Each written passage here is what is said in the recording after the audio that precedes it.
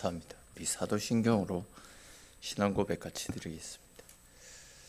나는 전능하신 아버지 하나님 천지의 창조주를 믿습니다. 나는 그의 유일하신 아들 우리 주 예수 그리스도를 믿습니다. 그는 성령으로 잉태되어 동정녀 마리아에게서 나시고 본디오 빌라도에게 고난을 받아 십자가에 못 박혀 죽으시고 장사된 지 사흘 만에 죽은 자 가운데서 다시 살아나셨으며 하늘에 오르시어 전능하신 아버지 하나님 우편에 앉아 계시다가 거기로부터 살아있는 자와 죽은 자를 심판하러 오십니다. 나는 성령을 믿으며 거룩한 공교회와 성도의 교제와 죄를 용서받는 것과 몸의 부활과 영생을 믿습니다. 아멘. 우리 찬송 같이 드리겠습니다. 찬송가 310페이지, 우리 찬송가 310장 찬송 드리겠습니다.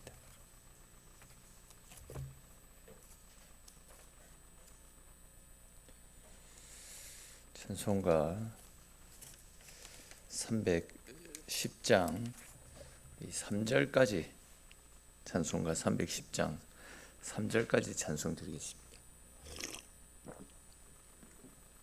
310장입니다.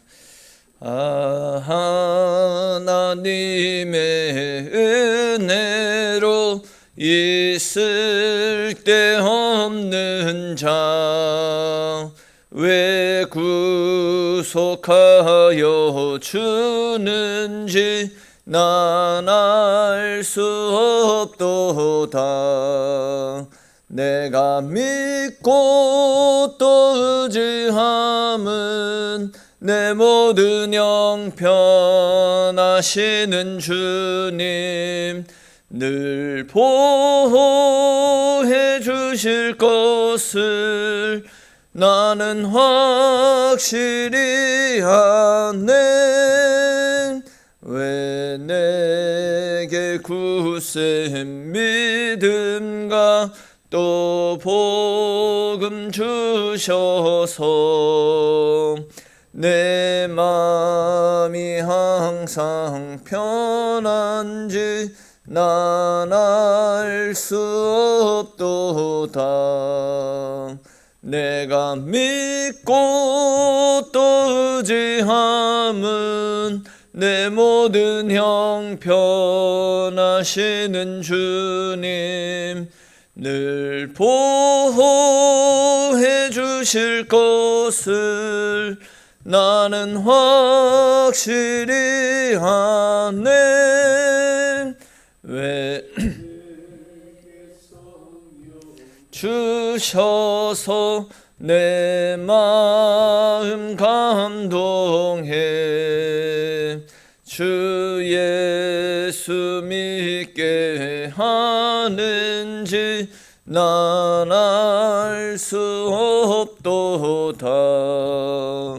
내가 믿고 또 의지함은 내 모든 형편하시는 주님 늘 보호해 주실 것을 나는 확실히 아네.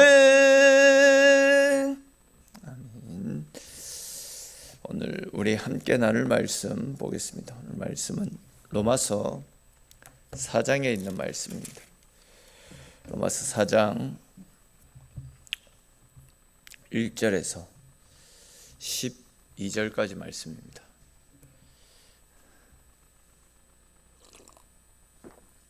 로마서 4장 1절에서 12절까지 말씀 우리 한 절씩 읽고 12절은 같이 읽겠습니다. 그런즉 육신으로 우리 조상인 아브라함이 무엇을 얻었다 하리요?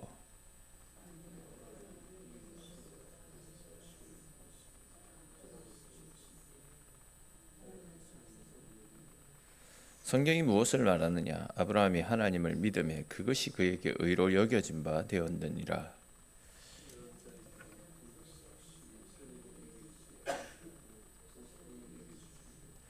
이를 아니할지라도 경건하지 아니한 자를 의롭다 하시는 이를 믿는 자에게는 그의 믿음을 의로 여기시나니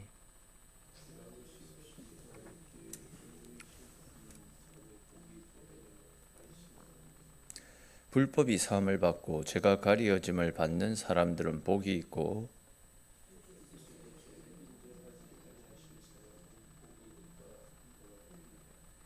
그런즉 이 복이 할례자에게냐 혹은 무할례자에게냐 무릇 우리가 말하기를 아브라함에게는 그 믿음이 의로 여겨졌다 하노라.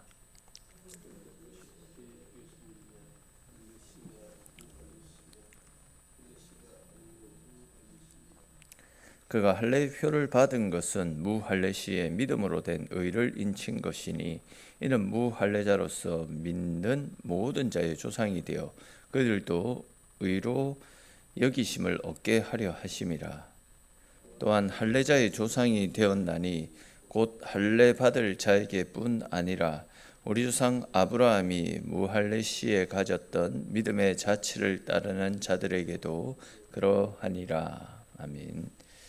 지금까지 우리는 1장부터 3장까지의 말씀을 함께 살펴보면서 모든 사람은 하나님 앞에 다 죄인임을 우리가 깨닫게 되었습니다. 그런데 이제 하나님께서는 죄인된 우리를 구원하시기 위해서 한 가지 길을 예배해 두시지 않았습니까? 그것이 바로 당신의 아들을 죽게 하시고 그 아들을 믿는 자들에게 구원의 길을 열어주신 것이었습니다. 그래서 이제 누구든지 예수님의 십자가를 믿기만 하면 하나님의 자녀가 되고 죄 용서함을 받아 구원을 값없이 이룰 수 있게 되었습니다.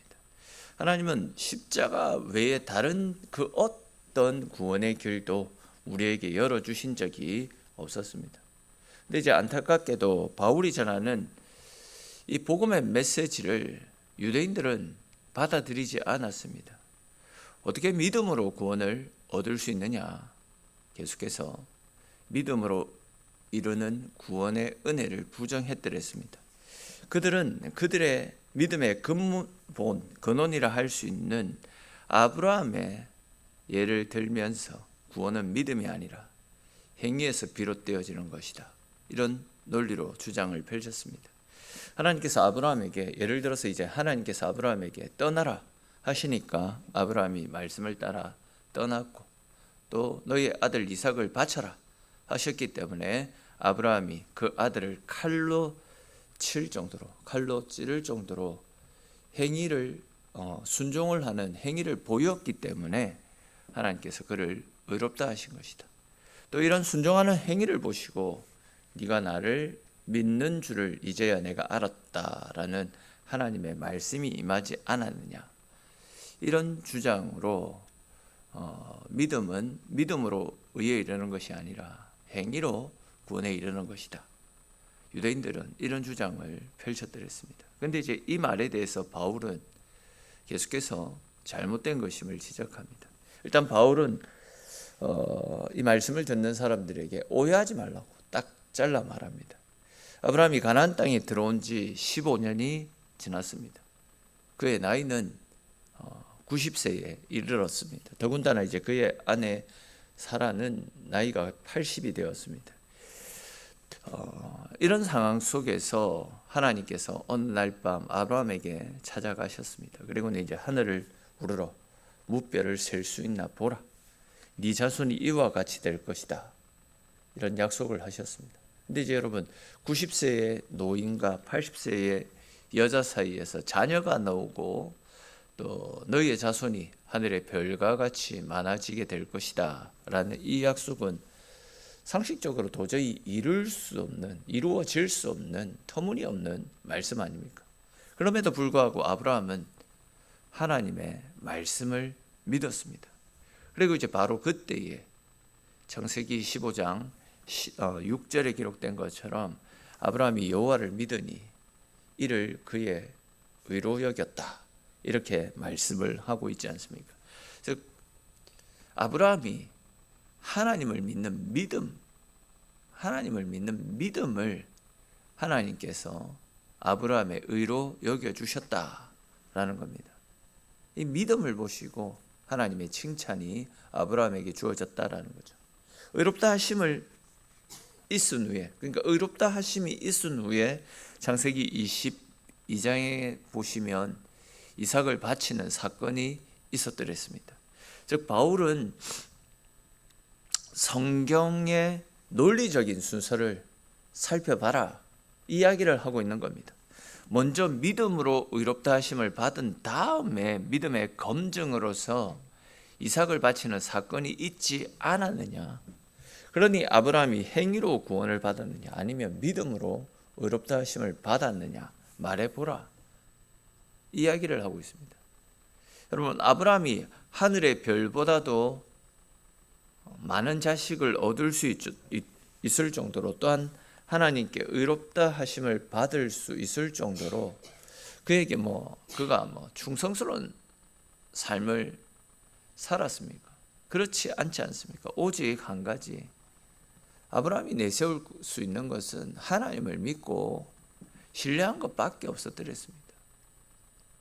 그 역시도 우리처럼 넘어지고 실수하는 죄인이었습니다. 그런데 하나님의 약속을 믿는 믿음이 그에게 있었던 것입니다. 아브라함의 위대함이 바로 이것입니다. 바울은 아브라함이 우리와 같은 실수투성이에다가 내세울 것이 없던 사람이었지만 그에게는 다른 것이 아니라 하나님을 믿는 믿음, 그에게 그 믿음이 있었기 때문에 그것이 그가 의로워질 수 있었던 방법이었다, 비결이었다 이야기하고 있습니다. 이것은 우리 역시도 마찬가지 아니겠습니까? 우리도 아브라함처럼 넘어지고 실패하는 참 연약한 인생들입니다. 우리는 또 하나님이 죄를 싫어하신다, 이러한 사실을 너무나도 잘 알고 있습니다. 하나님이 싫어하시기에 그 싫어하시는 죄를 지어서도 안 된다, 이 사실 역시도 우리도 너무나도 잘 알고 있습니다. 그런데 어떻습니까? 우리가 죄를 짓지 않습니까? 계속해서 넘어지고 실패하지 않습니까?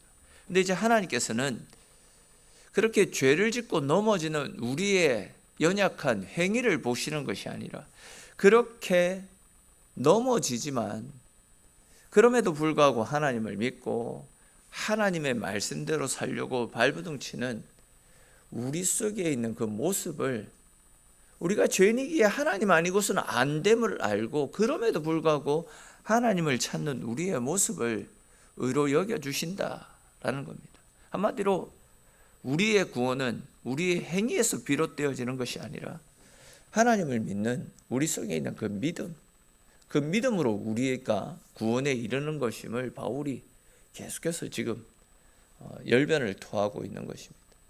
또 이어지는 4절부터 5절까지 말씀도 한번 보십시오. 일하는 사람에게는 그 행한 일이 공짜일 수 없습니다. 그렇지만 일하지 않은 사람이 일을 한 사람과 똑같이 월급을 받는다면 그것은 공짜입니다. 분명 내가 일한 것이 없는데 월급을 받는다면 그것은 놀라운 일이지 않습니까? 또한 시간이 지나다 보면 일하지 않았는데 어떤 보수를 받게 되면 불안해지기 시작합니다. 내가 부당 수급한 것이 발각되어서 나중에 다 토해내어야 되는 것은 아닌가 하는 이런 염려와 걱정이 밀려올 것입니다. 또 어느 날 갑자기 월급이 끊어지는 것은 아닌가 하는 이런 불안한 마음들도 생겨나게 될 것입니다. 사람들이 이제 값없이 주어지는 구원의 은혜를 의심하는 것도 바로 이런 원리라고 이야기를 하고 있습니다. 일하지 않은 사람에게 품삯을 주지 않는 것처럼 구원받을 만한 그 어떤 일도 하지 않았는데 어떻게 구원에 이를 수 있겠느냐. 사람들은 그렇게 생각할 수 있다라는 거예요. 내가 일하지 않았는데 어떻게 월급을 받을 수 있느냐. 내가 내 행위로 구원에 이를 만한 어떤 행위를 한 것이 없는데 어떻게 우리가 구원에 이를 수 있느냐. 이런 생각을 하는 것이 사람들의 생각일 수 있지만, 그러나 그럼에도 불구하고 그런 우리를 귀하게 여기시고 구원에 이를 수 있도록 예수 그리스도를 보내어 주시고 그 아들을 믿는 자에게 구원을 허락해 주시는 것, 이것이 우리의 상식을 뛰어넘는 하나님의 은혜다라는 것. 그렇기 때문에 구원은 값없이 거저 주시는 하나님의 선물임을 사도 바울도 밝히고 있는 것이 아니겠습니까? 이와 관련해서 이제 6절부터 8절까지 말씀해서 바울은 다윗의 시편을 인용하면서 다윗이 우리의 죄가 다 감추어지면 그것이 행복이다 이렇게 고백했던 것처럼 죄가 있는데도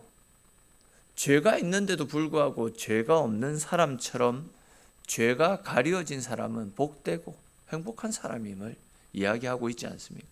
그러면서 이제 바울이 하는 말은 우리의 실상은 죄로 얼룩져 있는 그런 죄인인데 예수 그리스도 안에 있기만 하면 우리 속에 있는 모든 죄들이 감추어지기 때문에 우리가 값없이 구원을 받을 수 있다. 이렇게 이야기를 하고 있습니다. 그렇습니다, 여러분. 지금까지 우리가 살핀 것처럼 구원은 결코 우리의 행위로 말미암는 것이 아니지 않습니까?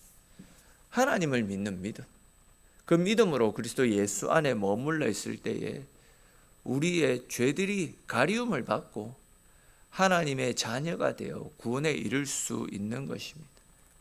우리의 의지, 우리의 노력, 또 우리의 상태에 상관없이 우리가 우리를 위해 이 땅에 오신 그리스도 예수, 그분을 믿는 믿음이 우리를 구원에 이를 수 있도록 우리를 생명으로 인도하기 때문에 그 구원이 귀하고 값지고 가치 있는 것 아니겠습니까?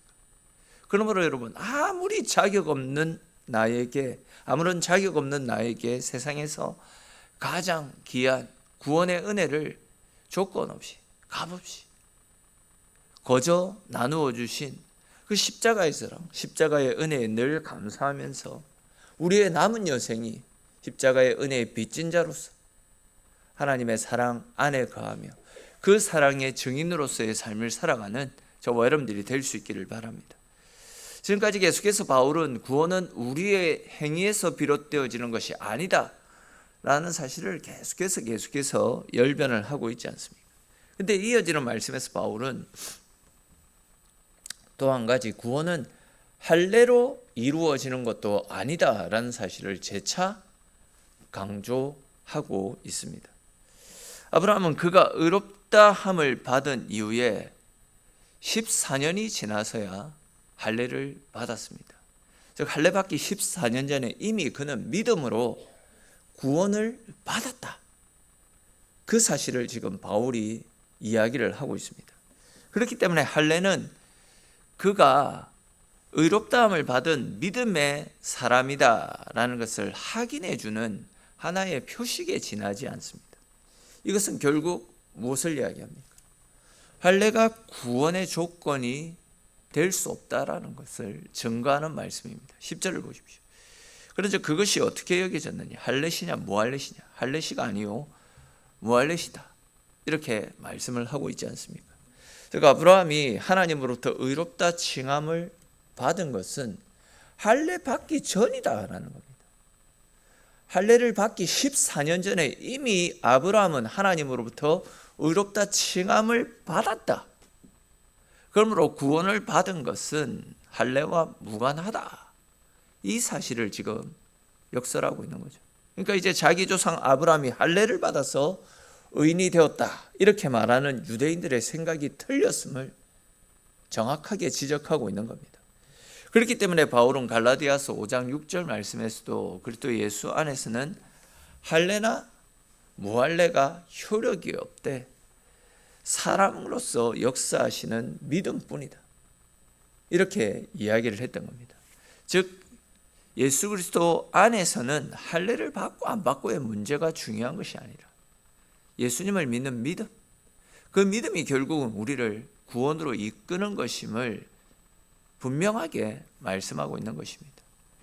여러분 구약의 할례는 신약에 와서는 세례로 바뀌지 않았습니까?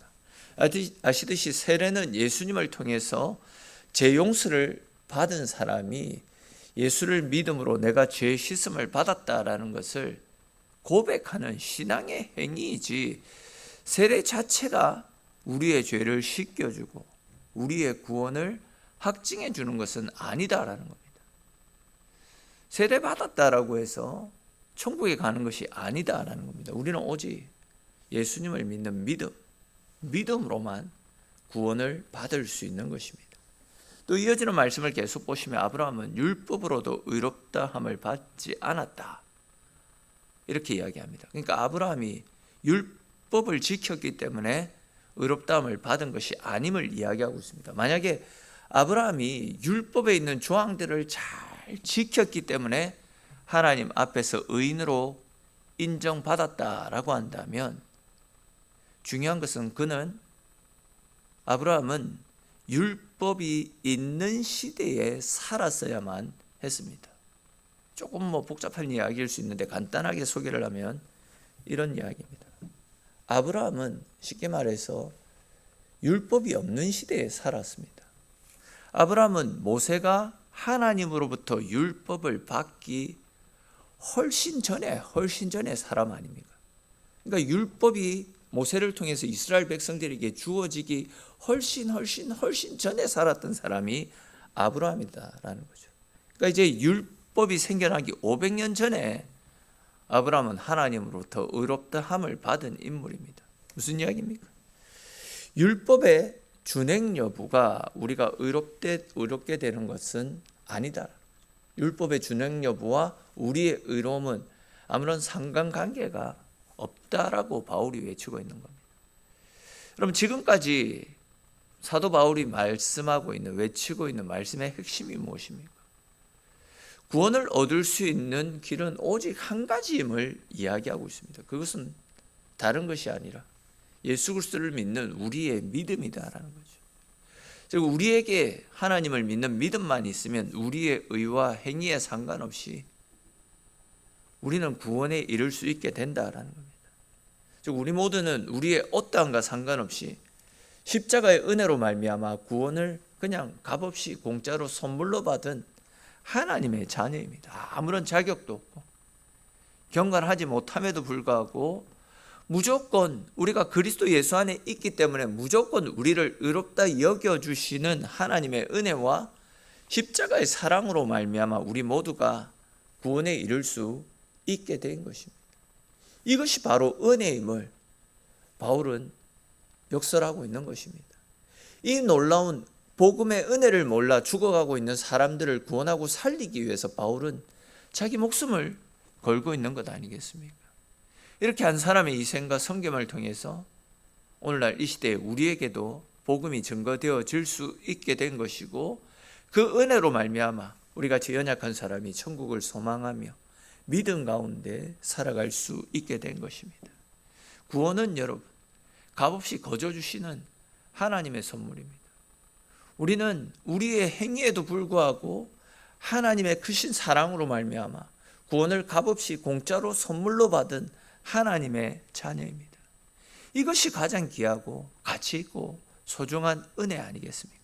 그러므로 우리의 매일매일의 삶이 우리에게 세상에서 가장 귀한 구원의 은혜를 베풀어 주신 하나님으로 인해서 감사하고 기뻐하면서 우리의 남은 여생도 구원의 바운더리 안에서 언제나 주님의 사랑 가운데 머물며 또 이 사랑을 모르는 사람들에게 복음의 증인된 삶을 감당하며 살아가는 저와 여러분들의 인생이 될 수 있기를 주님의 이름으로 축원합니다. 기도드리겠습니다. 하나님, 오늘 이 새벽도 저희들 불러주시고 저희들과 함께 또 새로운 하루를 열어주심에 감사합니다. 사도 바울이 열변을 토하고 있는 것처럼 우리가 구원의 은혜를 받아 누리는 것은 우리의 어떠함에서 비롯되어진 것이 아니라 죄인임에도 불구하고 연약한 인생임에도 불구하고 우리를 사랑하여 주시고 당신의 아들까지 내어주신 예수 그리스도로 말미암은 우리를 향하신 하나님의 큰 사랑의 결과임을 늘 기억하면서 우리에게 값없이 거저 나누어 주신 이 구원의 은혜에 늘 감사하며 또 우리의 남은 여생 역시도 구원의 은혜를 받은 사람들답게 이 은혜의 증인된 삶을 능히 감당하며 살아가는 우리네 인생이 될 수 있도록 주님 함께하여 주옵소서. 오늘 이 새벽도 구원의 은혜의 빚진 자로서 하나님의 사랑을 힘입고 주님의 자리에 나온 사랑하는 성도들 기억하여 주시고 우리의 소원들을 아뢰며 주님 찾을 때에 우리의 작은 음성에도 응답하여 주시는 크신 하나님의 사랑을 힘입고 오늘도 그 은혜에 이끌려 살아가는 우리네 복된 삶이 될 수 있도록 주님 역사하여 주시옵소서. 모든 말씀 살아계신 우리 주 예수님의 이름으로 기도드립니다. 아멘.